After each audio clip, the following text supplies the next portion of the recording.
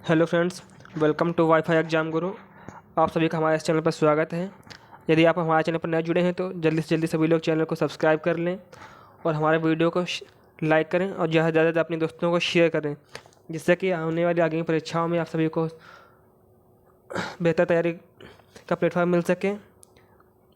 हम आज आप लोगों के लिए लेके आए हैं हिंदी के टेस्ट सीरीज 1, जो कि हमारा आधारित है यूपी ट्रिपल एससी के अंतर्गत आने वाली वैक परीक्षाएँ, वीडियो, लेखपाल, आरओ, एआरओ की हैं।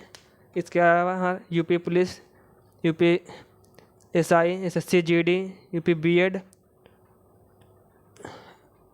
TGT, PGT, KVS and high court clerk आदि पर आधारित होगा। तो हम अपना प्रश्न शुरू करते हैं। हाँ, आज का पहला प्रश्न है, खड़ी बोली का प्रयोग सबसे पहले किस पुस्तक में हुआ है? देखते हैं कि खड़ी बोली का सबसे प्रथम पुस्तक सर्वप्रथम प्रयोग हुआ है हमारा पुस्तक प्रेम सागर में।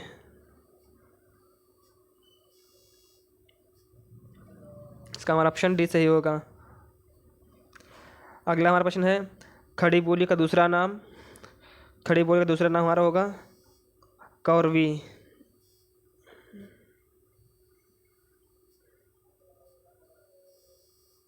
इसका हमारा ऑप्शन बी सही हो जाएगा। नेक्स्ट हमारा है अगला कि ब्रजभाषा किस अपभ्रंश से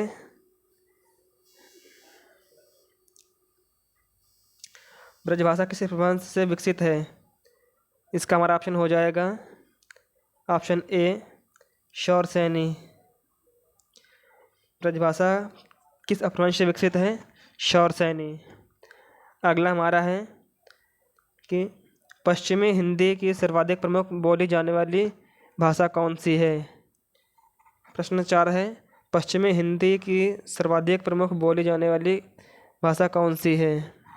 ऑप्शन हमारा होगा option A Brajbhasha. Option A हमारा होगा ब्रजभाषा हो जाएगा। इसके आगे बढ़ते हैं हम। प्रश्न नंबर 5, निम्नलिखित में कौन सी द्रविड़ परिवार की भाषा है? ये देखो, हमारा यूजीसी नेट जेआरएफ परीक्षा 2019 में आया प्रश्न हमारा ये है कि निम्नलिखित में से कौन से द्रविड़ परिवार की भाषा है? इसका हमारा ऑप्शन हो जाएगा ऑप्शन डी कन्नड़। हमारा अगला प्रश्न है, किस तिथि को हिंदी को राजभाषा बनाने का निर्णय लिया गया? किस तिथि को हिंदी को राजभाषा बनाने का निर्णय लिया गया? यह प्रश्न हमारा आ चुका है प्रवक्ता चयन परीक्षा 2016 में। इसका हमारा आंसर हो जाएगा ऑप्शन सी 14 सितंबर 1949 को। ऑप्शन सी 14 सितंबर 1949 को। अगला प्रश्न हमारा है कि बघेली बोली का संबंध किस उपभाषा से है? ऐसे ऑप्शन दे रखे हैं, राजस्थानी, बी पूर्वी हिंदी, सी बिहारी, डी पश्चिमी हिंदी। तो इसका हमारा ऑप्शन हो जाएगा ऑप्शन बी पूर्वी हिंदी।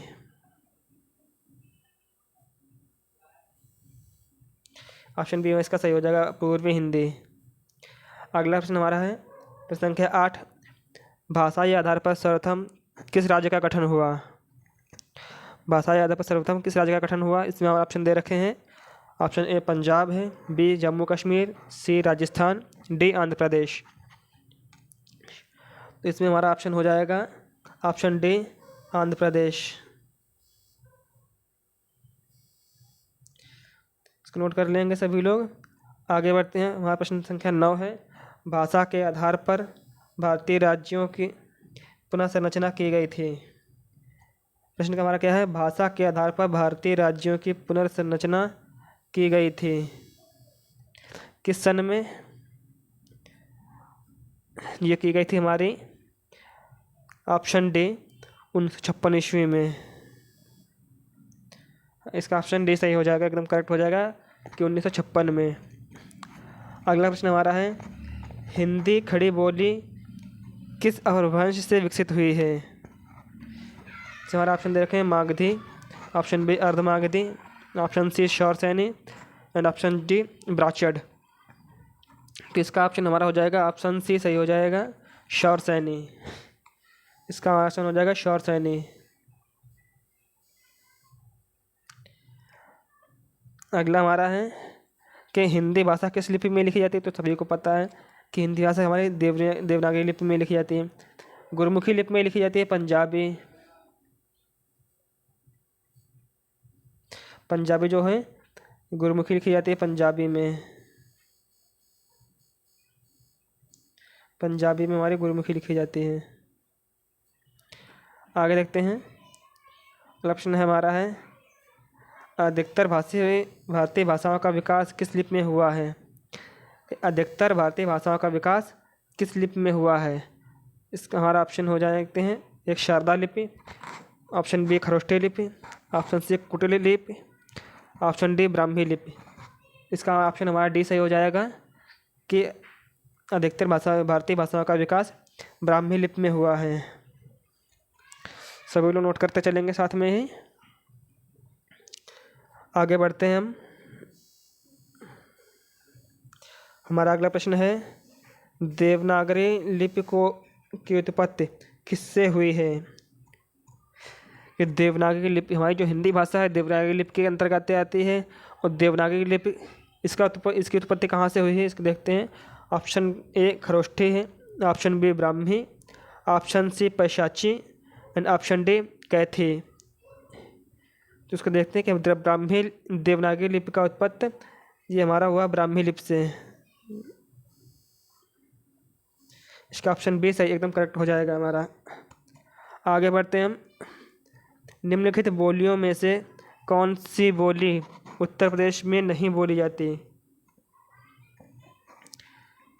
इसमें हमारा ऑप्शन है option A Awadhi, option B Braj, option C Khari Boli and option D Maithili.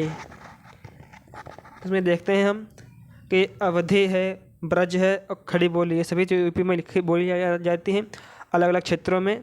लेकिन जो मैथिली है ये मैथिली भाषा यूपी में नहीं बोली जाती, ये दक्षिणी भारत में बोली जाती है। चलो आगे बढ़ते हैं कि निम्नलिखित में से कौन सी भाषा संस्कृत भाषा की अपभ्रंश है। प्रश्न संख्या डी हमारा है। प्रश्न संख्या 15 है कि निम्नलिखित में कौन सी भाषा संस्कृत भाषा की अपभ्रंश है। इसका ऑप्शन हमारा हो जाएगा ऑप्शन डी, एकदम करेक्ट आंसर हो जाएगा ऑप्शन डी पाली भाषा। अगला प्रश्न हमारा है एक मनई के दो बेटवे रहीन, ओहमा लहुरा अपने बाप से कहीन, दादा धनमा जवन हम बखरा लागत होए तवन हमका दे दे। यह अवतरण हिंदी की किस बोली में है। एक बार फिर से पढ़ देते हैं हम। प्रश्न क्या होगा कि एक मनई के दुई बेटवे रहीन, ओहमा लहुरा अपने बाप से कहिस, दादा धनमा जवन हमर बखरा लागत होए तवन हमका दे दे। यह अवतरण हिंदी की किस बोली में है। हमारा ऑप्शन है Bhojpuri, option B Kannauji, option C Awadhi and option D Khari Boli. तो इसका देखते हैं हम। ये हमारा हो जाएगा अवधी भाषा का। ऑप्शन सी एकदम राइट आंसर हो जाएगा इसका। ये अवधी में बोली जाती, अवधी का है ये।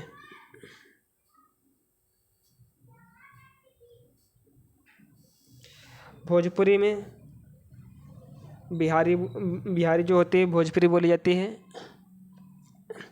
कन्नौजी जो अपने कन्नौज लखनऊ कन्नौज में बोली जाती है, अपने हरदोई में बोली जाती है। ये जो कन्नौजी भाषा हो जाती है इधर मैं, और उधर कन्नौज है, अपना उन्नाव है, हरदोई है, फतेहपुर है, इनमें कन्नौजी बोली जाती है। इस क्षेत्रों में बिलग्राम है, इन क्षेत्रों में कन्नौजी बोली जाती है, खड़ी बोली बोली जाती है। अगला प्रश्न हमारा है कि निम्नलिखित में से कौन सी भाषा देवनागरी लिपि में लिखी जाती है। कौन सी भाषा देवनागरी लिपि में लिखी जाती है। प्रश्न हमारा आया है मध्य प्रदेश सब इंस्पेक्टर परीक्षा 2012 में। तो इसका देखते हैं। Option A Gujarati, option B Oriya, option C Marathi and option D Sindhi. तो इसका हमारा ऑप्शन हो जाता है 17 का option C Marathi. Option C Marathi एकदम करेक्ट हो जाता है इसका हमारा है। अगला देखते हैं हम कि प्रश्न हमारा है 18वां है, ब्रजबुली नाम से जानी जाती है। ब्रजबुली जो है किस नाम से जानी जाती है? ब्रजबुली नाम से जानी जाती है। यह एसएससी अनुवादक परीक्षा 2011 में आया हुआ प्रश्न है। इसके हमारे ऑप्शन हैं, ऑप्शन ए पंजाबी है, option B Marathi, option C Gujarati and option D पुरानी बांग्ला। जो बांग्लादेश की पुरानी भाषा थी, पुरानी बांग्ला से कहते हैं। इसका आंसर हो जाएगा हमारा ऑप्शन डी पुरानी बांग्ला। ब्रजबुली नाम से जानी जाने वाली भाषा है पुरानी बांग्ला। चलो आगे बढ़ते हैं। ढूंढाड़ी बोली है। ढूंढाड़ी बोली कहाँ की है? पश्चिमी राजस्थान की है या पूर्वी राजस्थान की या दक्षिणी राजस्थान या उत्तरी राजस्थान की? राजस्थान के चारों चारों क्षेत्र चारों कोने दे रखे हैं। तो ढूंढाड़ी बोली राजस्थान के किस कोने में बोली जाती है, ये हमको पता करना है। ये हमारा हो जाता है ऑप्शन बी पूर्वी राजस्थान में। ढूंढाड़ी भाषा जो है पूर्वी राजस्थान में बोली जाती है। और अगला प्रश्न है, भारतवर्ष में हिंदी को आप किस वर्ग में रखेंगे? यह प्रश्न रहा मध्य प्रदेश में आया। मध्य प्रदेश बीएड परीक्षा 2016 में आया है। ये हमारा इसका ऑप्शन है राजभाषा में या राष्ट्रभाषा में या विभाषा में या तकनीकी भाषा में। ऑप्शन प्रश्न संख्या 20 का हमारा है ऑप्शन ए हो जाएगा। भारतवर्ष में हिंदी को आप किस वर्ग में रखेंगे? हिंदी जो है हमारी राजभाषा है। राष्ट्रभाषा जो है हमारी हिंदी है। बाकी हमारी राज्य की भाषा अलग अलग होती हैं, राष्ट्रभाषा एक बार अपनी हिंदी है। और भी राष्ट्रभाषा हैं 221 राजभाषा। अगला प्रश्न हमारा देखते हैं, हिंदी की विशिष्ट बोली ब्रजभाषा किस रूप में सबसे अधिक प्रसिद्ध है? हिंदी की विशिष्ट बोली ब्रजभाषा किस रूप में सबसे अधिक प्रसिद्ध है? हमारे ऑप्शन हैं राजभाषा, तकनीकी भाषा, राष्ट्रभाषा एवं काव्य भाषा। इसका हमारा हो जाता है ब्रजभाषा जो है ये हमारी काव्य भाषा है। हिंदी की विशिष्ट बोली ब्रजभाषा किस रूप से अधिक प्रसिद्ध है? काव्य भाषा के रूप से सर्वाधिक प्रसिद्ध है। आगे बढ़ते हैं हम। निम्नलिखित में से कौन सी बोली अथवा भाषा हिंदी के अंतर्गत नहीं आती? देखते हैं, कन्नौजी है, बांगुरू है, अवधी है या तेलुगु है। तो देखते हैं, देखो कन्नौजी ये भी हमारे अपने हिंदी में आती है, बांगुरू ये भी हिंदी में आती है, अवधी ये भी हिंदी। तेलुगु भाषा जो है ये अपने हिंदी में नहीं आती है।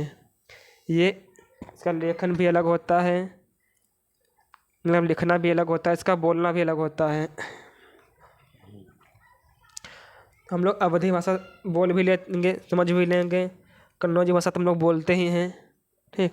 बांगुरू भाषा इसको भी बोल समझ लेंगे, लेकिन तेलुगु भाषा को ना ही हम लोग लिख सकते हैं। लिखने के लिए कि हम लोग प्रैक्टिस करनी पड़ेगी वहाँ रह करके या वहाँ किसी इंस्टीट्यूट में सीखेंगे इसको तेलुगु भाषा को, तभी इसको लिख सकेंगे और पढ़ सकेंगे। तेलुगु भाषा जो दक्षिणी भारत में बोली जाती हैं। अगला हमारा प्रश्न है, हिंदी भाषा का जन्म हुआ है। हिंदी भाषा का जन्म किस से हुआ? हमारा ऑप्शन है अपभ्रंश है, ऑप्शन बी लौकिक संस्कृत से, ऑप्शन सी पाली प्राकृत से एंड ऑप्शन डी वैदिक संस्कृत से। तो हमारा देखते हैं कि हिंदी भाषा का जन्म हुआ है अपभ्रंश से। ऑप्शन ए इसका एकदम करेक्ट आंसर हो जाएगा। हिंदी भाषा का जन्म अपभ्रंश से हुआ है। अगला हमारा है, भारत में सर्वाधिक बोले जाने वाली भाषा। भारत में सर्वाधिक बोले जाने वाली भाषा कौन सी है? तो सभी को पता है कि भारत में सर्वाधिक बोली जाने वाली भाषा अपनी हिंदी, इसमें ऑप्शन ढूंढने की ज़रूरत ही नहीं है। तो संस्कृत ये बहुत ही कम लोग बोलते हैं। तमिल ये केवल दक्षिण भारत के कुछ ही 1-2 राज्यों में बोली जाती है। बाकी उधर के प्रत्येक राज्यों की अलग अलग भाषा है। तमिल है, तेलुगु है, कन्नड़ है, मलयालम है। वहाँ उधर अलग अलग राज्यों की अलग अलग भाषाएँ हैं सभी की। उर्दू भी बहुत ही कम जगह वो पे बोली जाती है। बहुत ही कम लोग उर्दू को बोलते हैं अपने यहाँ। तो हम देखते हैं अपना अगले प्रश्न की ओर बढ़ते हैं। हमारा अगला प्रश्न है, हिंदी किस भाषा परिवार की भाषा है? हिंदी किस भाषा परिवार की भाषा है? ये हमारा प्रश्न आ चुका है यूपी SSSC परीक्षा 2019। और 2019 में यूपी SSSC की परीक्षा हमारी यही हुई थी, वीडियो की।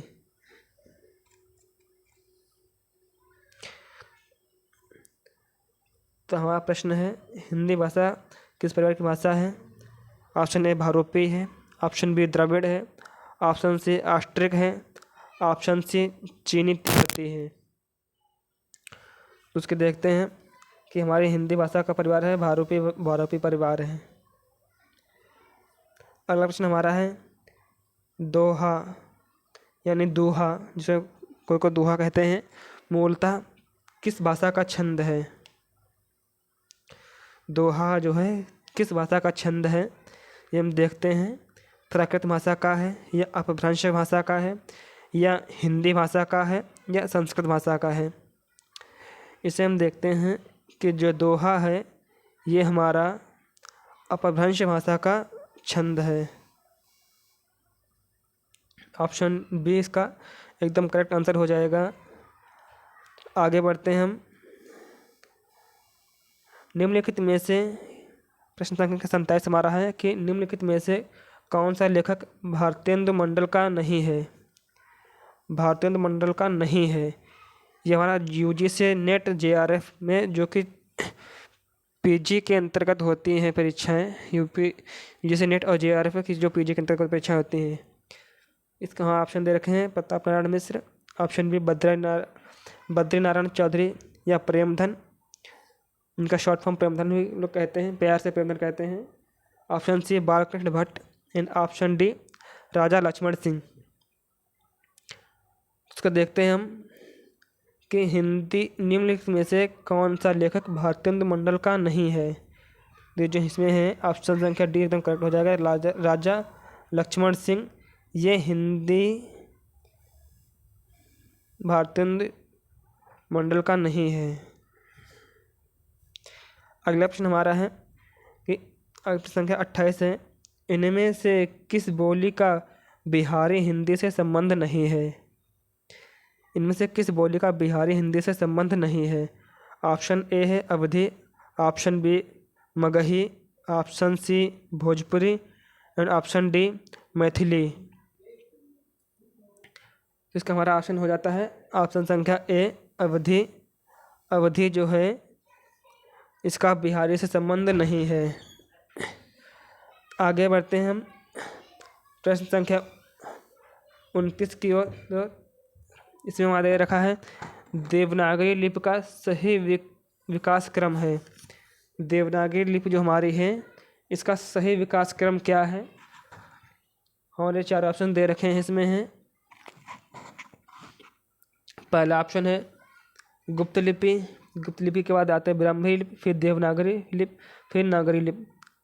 ऑप्शन बी है नागरी लिपि, ब्राह्मी लिपि और गुप्त लिपि, इसके बाद देवनागरी लिपि। इसके बाद तीसरा ऑप्शन आता है ब्राह्मी लिपि, फिर गुप्त लिपि, फिर नागरी लिपि, फिर देवनागरी लिपि।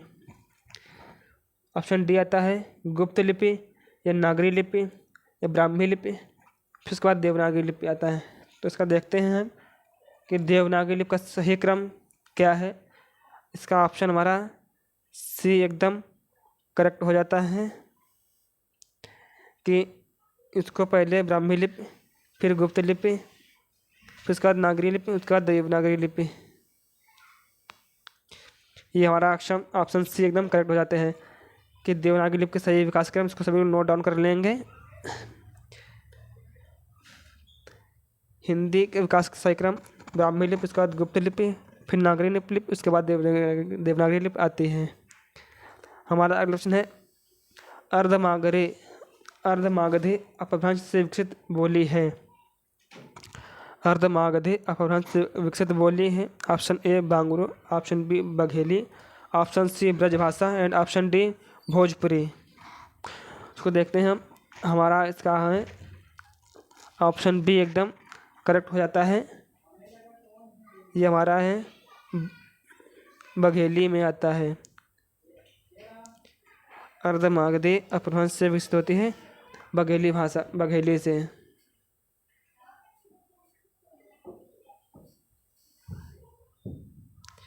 और अगला प्रश्न है पश्चिमी हिंदी की दो बोलियों का सही युग्म।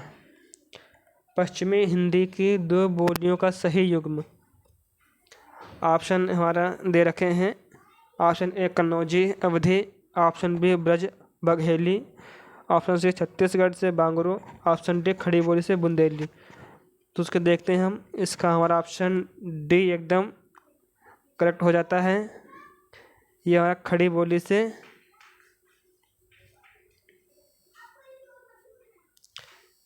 बुंदेली भाषा में जाता है। पश्चिमी हिंदी की दो बोलियों का सही युग्म है खड़ी बोली से बुंदेली। खड़ी बोली फिर बुंदेली।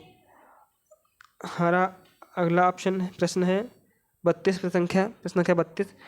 विकास की दृष्टि से प्राकृत की पूर्वकालीन अवस्था का नाम। Option A Pali, option B Sanskrit, option C Hindi एवं ऑप्शन डी अवहट्ठ। तो इसका हमारा ऑप्शन हो जाता है ए एकदम करेक्ट हो जाता है। ये पाली से है, संबंध रखता है। विकास की दृष्टि से प्राकृत की पूर्वकालीन अवस्था जो है पाली है। अगला प्रश्न हमारा है कि हिंदी दिवस मनाया जाता है किस राज्यों के हैं। ये प्रश्न है कि 14 सितंबर को मनाया जाता है।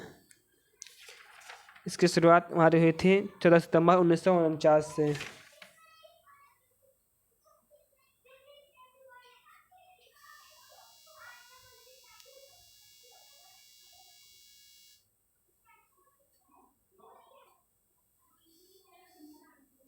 चौदह सितंबर 1949।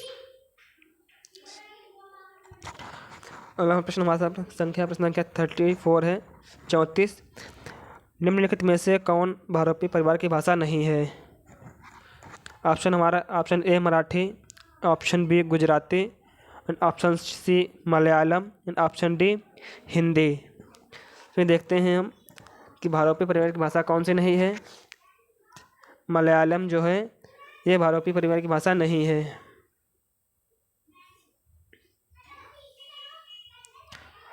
आगे बढ़ते हैं हम। हमारा अगला प्रश्न तुलसीकृत विनय पत्रिका की भाषा है। तुलसीकृत जो है विनय पत्रिका किस भाषा है। ये ऑप्शन दे रखे हमारे। Option A Awadhi, option B Braj, option C Kannauji, option D Kauravi. इसका हम देखते हैं कि अब इसका हमारा ऑप्शन बी एकदम राइट हो जाता है। ये ब्रज भाषा से संबंध रखता है। अगला हमारा है मैथिली का विकास किस अपभ्रंश से माना जाता है। मैथिली का अपभ्रंश विकास किस अपभ्रंश से माना जाता है। इसमें हमारे ऑप्शन दे रखे हैं शौरसेनी अपभ्रंश, मागधी अपभ्रंश, अर्धमागधी अपभ्रंश या महाराष्ट्रीय अपभ्रंश। इसका हमारा ऑप्शन हो जाता है ऑप्शन बी एकदम राइट आंसर, मागधी अपभ्रंश। आगे देखते हैं हम कि हिंदी भाषा की बोलियों का वर्गीकरण के आधार पर छत्तीसगढ़ी बोली है। हिंदी भाषा की बोलियों के वर्गीकरण के आधार पर छत्तीसगढ़ी बोली है। ऑप्शन देखें पूर्वी हिंदी, पश्चिमी हिंदी और पहाड़ी हिंदी व राजस्थानी हिंदी। इसका देखते हैं हम कि हिंदी भाषा की बोलियों का वर्ग के आधार पर छत्तीसगढ़ की बोली है पूर्वी हिंदी। ये हमारा ऑप्शन एकदम राइट आंसर हो जाता है। आगे बढ़ते हैं हम तो संख्या 38 की ओर। प्रश्न नंबर देखा, किस क्षेत्र की बोली को कशिका कहा गया है? कि किस क्षेत्र की बोली को कशिका कहा गया है? हमारे ऑप्शन दे रखे हैं बांसवाड़ा, आरा, भोजपुर व बनारस व मगध। इसमें वहाँ देखते हैं, इसका ऑप्शन हमारा हो जाता है सी, बनारस। एकदम राइट आंसर हो जाता है बनारस। प्रश्न हमारा था कि किस क्षेत्र की बोली को काशिका कहा गया है? काशिका बनारस की भाषा को कहा गया है, बनारस बोली को कहा गया काशिका। अगला प्रश्न है संख्या 39 39। संविधान सभा में हिंदी को राजभाषा बनाने का प्रस्ताव किसने रखा? हमारी जो हिंदी भाषा 14 सितंबर 1949 को राजभाषा बनी है, तो इसका प्रस्ताव किसने रखा संविधान सभा में? देखते हैं। और ऑप्शन देखें, Gopal Swami Ayyangar, option B Sardar Vallabh Bhai Patel, option C doctor Bhimrao Ambedkar, option D Pandit Jawaharlal Nehru ji. उसको देखते हैं हम। हमारा 39 का आंसर हो रहा है हमारा गोपाल स्वामी अयंगर। ये एकदम राइट आंसर हो जाता है। गोपाल स्वामी अयंगर संविधान सभा में हिंदी को राजभाषा बनाने का प्रस्ताव इन्होंने ही रखा था। अगला हमारा प्रश्न है, नागरिक प्रचारिणी सभा की स्थापना किस वर्ष हुई? नागरिक प्रचारिणी भाषा सभा की स्थापना ये हमारी हुई है 1893 ईस्वी में। नागरिक प्रचारिणी सभा का स्थापना 1893 ईस्वी में हुई है। हमारा अगला प्रश्न है, वर्ष 1955 में गठित प्रथम राजभाषा आयोग के अध्यक्ष। वर्ष 1955 में गठित प्रथम राजभाषा आयोग के अध्यक्ष थे। Option A B G Kher, option B Sunit Kumar Chatterjee, option C B G Pant and option D P Subbarayan. क्या देखते हैं हम। हमारा 41 का ऑप्शन ए एकदम राइट हो जाता है। बीजी खेर जो हैं ब्रजभाषा आयोग के अध्यक्ष थे। हमारा अगला प्रश्न आता है प्रश्न संख्या 42। संविधान के किस अनुच्छेद में कहा गया है कि संघ की राजभाषा हिंदी और लिपि देवनागरी होगी? संविधान के किस अनुच्छेद में कहा गया है संघ की राजभाषा हिंदी और लिपि देवनागरी होगी? ये कहा गया हमारा अनुच्छेद 344। ऑप्शन बी एकदम राइट हो जाएगा। आगे देखते हैं हम कि भारतवर्ष के लिए हिंदी भाषा का नाम सबसे पहले किसने सुझाया? भारतवर्ष के लिए हिंदी भाषा का नाम सबसे पहले किसने सुझाया? ये देखते हैं हम। इसका हमारा ऑप्शन हो जाता है ऑप्शन डी मदन मोहन मालवीय। एकदम राइट आंसर हो जाता है मदन मोहन मालवीय।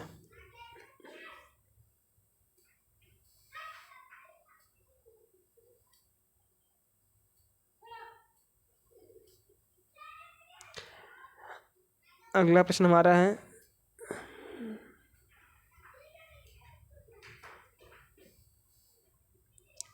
अवधि का उद्भव किस अपभ्रंश से हुआ है? अवधि का उद्भव किस अपभ्रंश से हुआ है? हमारा ऑप्शन देखें। Option A Shauraseni, option B Paishachi, option C Magadhi, option D Ardhamagadhi. तो इसका हमारा ऑप्शन हो जाता है ऑप्शन डी अर्धमागधी। एकदम राइट आंसर हो जाता है कि अवधि का उद्भव किस अपभ्रंश से हुआ है? अर्धमागधी अपभ्रंश से हुआ है। आ जाते सिंधी भाषा का उद्भव हुआ है। सिंधी भाषा का उद्भव कहाँ से हुआ है? ब्राह्मण अपभ्रंश से या पैशाची अपभ्रंश से या मागधी अपभ्रंश से या शौरसेनी अपभ्रंश से? ये देखते हैं हम। इसका ऑप्शन ए एकदम राइट आंसर हो जाता है। ये ब्राह्मण अपभ्रंश से हुआ है। सिंधी भाषा का उद्भव ब्राह्मण अपभ्रंश से हुआ है।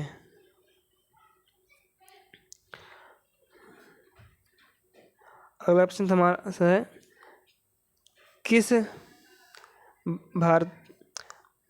भारतीय भाषाओं को संविधान की किस अनुसूची में शामिल किया गया है?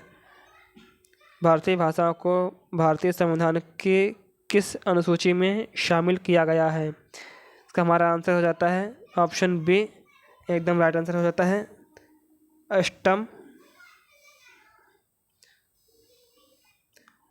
में शामिल हो गया, 8वें अनुसूची में शामिल किया गया है। अगला हमारा प्रश्न है, पश्चिमी हिंदी की बोली नहीं है। पश्चिमी में हिंदी की बोली नहीं है, कौन सी बोली जो है, जो हमारे दे रखे हैं ऑप्शन है कौरवी है, हरियाणवी है, अवधी है, बुंदेली। इनमें से कौन सी जो बोली है, 4 बोली दे रखी हैं कि पश्चिमी हिंदी की बोली नहीं है। देखते हैं हम, ये अवधी जो है ये पश्चिमी हिंदी की बोली नहीं है।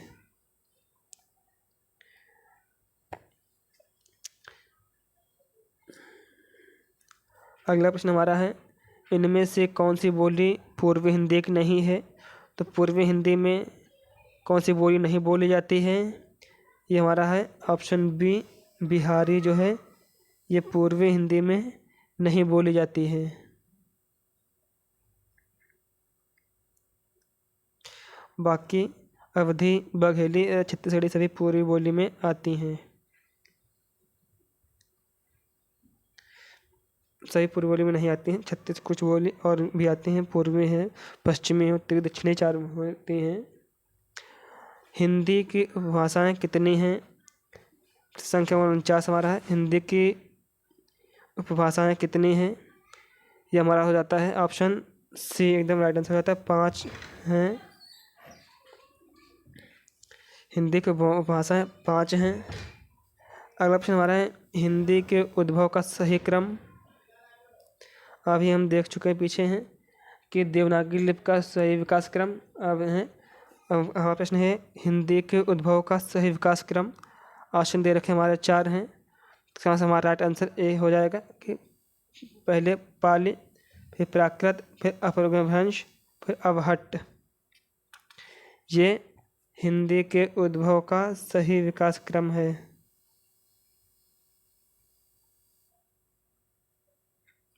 एकदम राइट आंसर हो जाएगा हमारा इसका। अगला प्रश्न हमारा है, काशी नागरी प्रचारिणी सभा के संस्थापकों में से कौन नहीं है? काशी नागरी प्रचारिणी सभा के संस्थापकों में से कौन नहीं है? इसका हमारा ऑप्शन डी एकदम राइट हो जाता है, रामचंद्र शुक्ल काशी नागरी प्रचारिणी सभा के संस्थापकों में से नहीं है। अगला प्रश्न हमारा है, निम्नलिखित में से कौन सी बोली राजस्थानी हिंदी के अंतर्गत आती है? ये प्रश्न हमारा आ चुका है उत्तर प्रदेश चकबंदी लेखपाल परीक्षा 2015। उत्तर प्रदेश चकबंदी लेखपाल परीक्षा 2015 में आया हुआ प्रश्न है कि निम्नलिखित में से कौन सी बोली राजस्थानी हिंदी के अंतर्गत आती है? राजस्थानी हिंदी के अंतर्गत आने वाली भाषा हमारी है मेवाती। मेवाती जो है ये राजस्थानी हिंदी में आती है।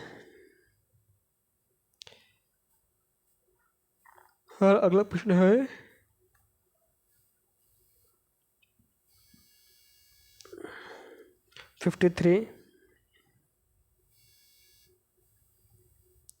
सितंबर मास में 10वां विश्व हिंदी सम्मेलन भारत के किस शहर में आयोजित किया गया? यह प्रश्न हमारा 2015 में आया हुआ है चकबंदी लेखपाल में कि सितंबर मास में 10वां विश्व हिंदी सम्मेलन भारत के किस शहर में हुआ? एक तो इसमें देखो कौन सा प्रश्न है, 10वां हिंदी विश्व सम्मेलन, फिर किस सितंबर में, अगर मास पूछ दिया किस महीने में हुआ तो सितंबर मास में हुआ, और किस शहर में आयोजित हुआ तो हमारा ऑप्शन दे रखे हैं, option A Nagpur, option B Bhopal, option C New Delhi और ऑप्शन डी जयपुर। तो हमारे 3 प्रश्न बन रहे हैं एक ही प्रश्न से, तो इसको पर हम देखते हैं कि इसका हमारा ऑप्शन हो जाता है नई दिल्ली, एकदम राइट आंसर हो जाता है। कि विश्व हिंदी सम्मेलन 10वां विश्व हिंदी सम्मेलन किस राज्य में हुआ, मतलब किस शहर में हुआ, नई दिल्ली में। किस मास में हुआ, सितंबर मास में। ऐसा माना जाता है कि सितंबर मास में नई दिल्ली में कौन सा सम्मेलन हुआ, हो जाता है 10वां विश्व हिंदी सम्मेलन। ऐसे हमारा अगला प्रश्न है, हिंदी के अतिरिक्त कौन सी भाषा देवनागरी लिपि में लिखी जाती है। देखिए हिंदी तो है ही देवनागरी लिपि में, इसके अलावा और कौन सी भाषा जो है जो कि देवनागरी लिपि में लिखी जाती है। तो हमारे ऑप्शन दे रखे हैं, सिंधी है, पंजाबी है, बांग्ला है या नेपाली है। तो जो है ये नेपाली जो है ये देवनागरी लिपि में लिखी जाती है हिंदी के अंतर्गत। हिंदी के साथ साथ हिंदी भी देवनागरी लिपि में आती है, नेपाली भी देवनागरी लिपि में आती है, पंजाबी गुरुमुखी लिपि में आती है। पीछे बता चुके हैं हम। अगला प्रश्न हमारा है, पश्चिमी हिंदी के अंतर्गत कौन सी बोली आती है। पश्चिमी हिंदी के अंतर्गत बोली जाने वाली बोली हमारी है कन्नौजी। ये पश्चिमी हिंदी के अंतर्गत बोली जाने वाली भाषा कन्नौजी है, जो कि हम लोग बोलते हैं हरदोई, कन्नौज, माधवगंज, मल्लावा, उन्नाव, फतेहगढ़, फर्रुखाबाद हमारे पूरे साइड में कन्नौजी भाषा बोली जाती है इन क्षेत्रों में। आगे बढ़ते हैं। हमारा अगला प्रश्न है, हिंदी साहित्य को कितने कालखंडों में विभक्त किया गया है। तो देखते हैं कि हिंदी साहित्य को 4 कालखंडों में विभक्त किया गया है। तो सभी को पता होगा, ग्राम का अधिकारी परीक्षा 2018 जो परीक्षा हुई थी वीडियो की 2018 में, उसी का जिसका एग्जाम लगा हुआ है उसमें प्रश्न ये आ चुका है कि हिंदी साहित्य को कितने कालखंडों में विभक्त किया गया है। 4 कालखंडों में विभक्त किया गया है।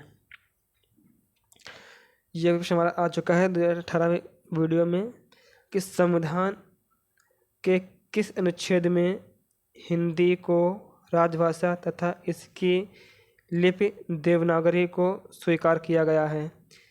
ये प्रश्न हम पीछे करा चुके हैं सेम। ये हमारा आता है 343 अनुच्छेद 343 में, संविधान के किस अनुच्छेद में हिंदी को राजभाषा तथा इसकी लिपि देवनागरी को स्वीकार किया गया है। अनुच्छेद 343 में।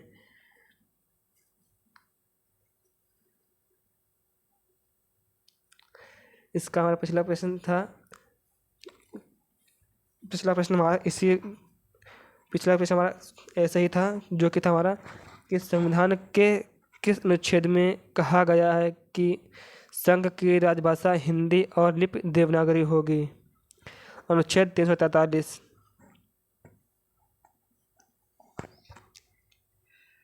आगे बढ़ते हैं हम। हमारा अगला प्रश्न है, पूर्वी हिंदी क्षेत्र में कौन सी बोली नहीं बोली जाती है। ये प्रश्न हमारा आया है ग्राम विकास अधिकारी वीडियो परीक्षा 2018 में। ये जितने हमारे आगे प्रश्न हैं ये सभी वीडियो 2018 के रिपीटेड क्वेश्चन हैं।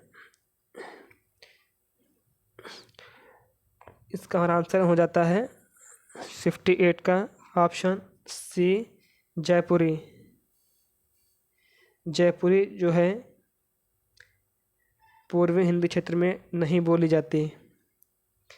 अगला प्रश्न हमारा है, हिंदी भाषी राज्य के अंतर्गत कौन से राज्य नहीं है। प्रश्न हमारा है, हिंदी भाषी राज्य के अंतर्गत कौन से राज्य नहीं है।